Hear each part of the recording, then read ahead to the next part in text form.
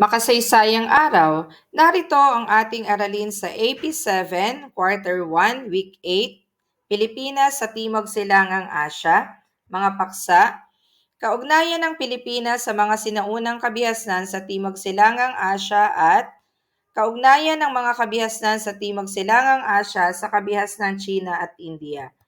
Kasanayang pampagkatuto. Naiuugnay ang sinaunang kabihasnan ng Pilipinas sa mga bansa sa Timog Silangang Asya, China at India. Mga layunin. Naiuugnay ang mga kabihasnan sa Timog Silangang Asya sa kabihasnan China at India. Naiuugnay ang sinaunang kabihasnan ng Pilipinas sa mga bansa sa Timog Silangang Asya at nakapagsasagawa ng pangkatang gawain tungkol sa naging ugnayan ng mga kabihasnan sa Timog Silangang Asya sa China at India. Ating balikan. Ano-ano ang mga sinaunang kabihasnan na kabilang sa mainland o pangkontinenteng Timog Silangang Asya? Sagot, ito ay ang mga Funan, Pagan, Li, Angkor o Khmer, Tunggo at Ayutthaya. Pangalawa, magbigay ng mga kabihasnan na nabibilang sa insular o pangkapuluang Timog Silangang Asya. Sagot, Srivijaya, Sailendra, Majapahit at Malacca. Ang lahat ng ito ay mga sinaunang kabihasnan sa mainland Southeast Asia at insular Southeast Asia. Panimula. Ang panahong Neolitiko sa Timog Silangang Asya na nagsimula bandang 9000 BCE ay nagsimula sa maunlad na agrikultura na siyang naging pundasyon ng kulturang Hubinhayan sa Vietnam. Mahalaga rin ang migrasyon ng mga Austronesian sa pangkapuluang Timog Silangang Asya. Ayon sa teoryang Austronesian migration na ating tilalakay noong ikalimang linggo, ang mga Austronesian ang mga unang pangkat ng mga tao na nakarating at namuhay sa ating bansa.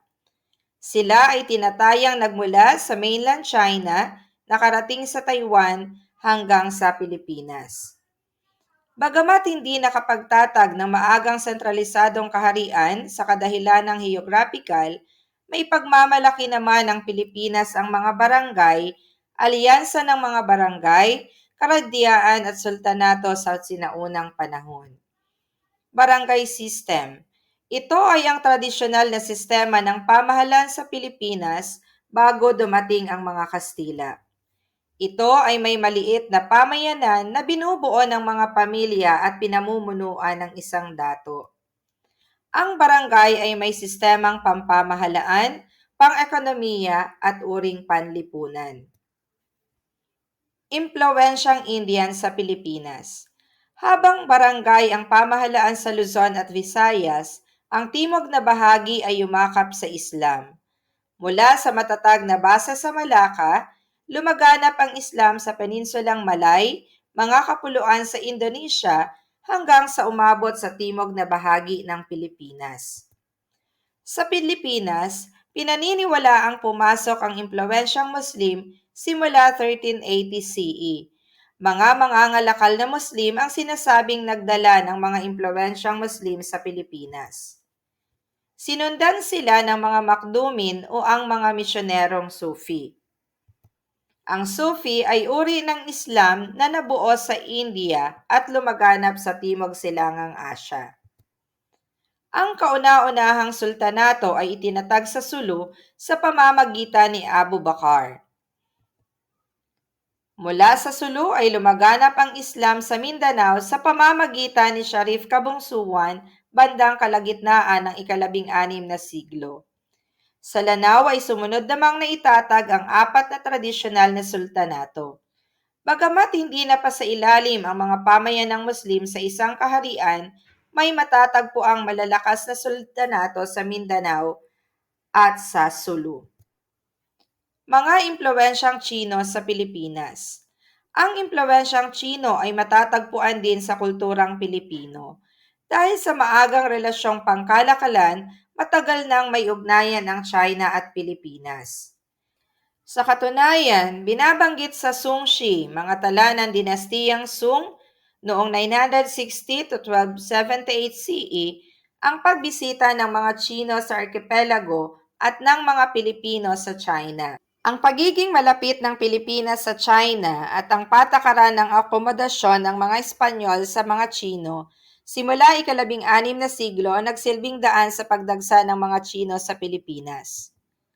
Kaakibat ng nasabing migrasyon ang paglaganap din ng mga impluwensyang Tsino sa ating kultura. Makikita ang impluwensyang ito sa ating pagkain tulad ng pansit at siopaw, mga salita tulad ng diko at sangko, pananamit tulad ng kamisa di Chino at ibang aspeto ng kultura. Sa kabuuan, matatagpuan ang impluwensyang Indian at Chino sa mga kulturang nabuo sa Timog Silangang Asya. Dahil Vietnam ang tanging bansa sa rehiyon na napasailalim sa direktang pananakop ng China, ito ang nakaranas ng matinding epekto sa kultura nito. Samantala, ang kabuuan ng Timog Silangang Asya ay nagkaroon ng impluwensyang Indian dala ng mga mangangalakal at paring Indian. Katibayan ng mga impluwensyang Indian sa Timog Silangang Asya ang pagkakatatag ng mga kaharian ng Funan, Khmer, Pagan, Ayutthaya, Srivijaya at iba pang kaharian. Ang mga impluwensyang nabanggit ang dahilan kung bakit tinawag ang Timog Silangang Asya bilang Farther India at Little China. Subalit sa pag-aaral ng kasaysayan ng Asya, mahalagang tingnan na may sariling pagkakakilanlan ang rehiyon dahil sa pag-angkop ng mga impluwensyang mula sa mga dakilang sibilisasyon ng India at China. Para sa ating huling gawain ang pagpupuno, piliin ang tamang salita o mga salita na bubuo sa pangungusap. At ito ang maaaring maging sagot. Malaki ang naging impluwensya ng mga kabihasnan ng India at China sa mga kabihasnan ng Timog Silangang Asya. Muli, kaugnayan ng Pilipinas sa mga sinaunang kabihasnan sa Timog Silangang Asya at kaugnayan ng mga kabihasnan sa Timog Silangang Asya sa kabihasnang China at India. Laging tatandaan, mag-aral is fun sa Aral Pan.